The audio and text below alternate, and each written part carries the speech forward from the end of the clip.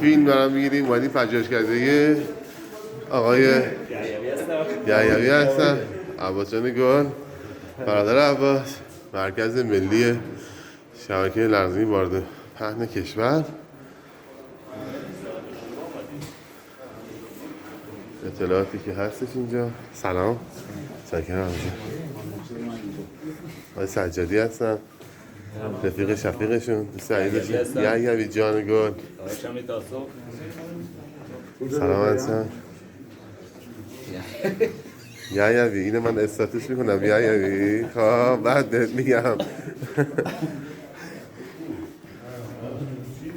حسن شما مهنده تری، خدا قوت، زحمت کشیدید دوستان رو بالاخره یه جای بسیار خوب آوردید برای بازی. اصل سایت سوانک هم مونده.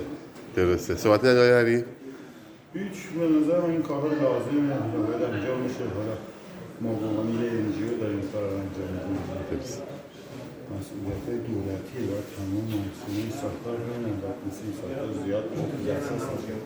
ما 6 صبح از شهریار حرکت کردیم، 9:40 رسیدیم اونجا. باید یه همچین سایتی نزدیک راست مثلا شهریار باشه دیگه.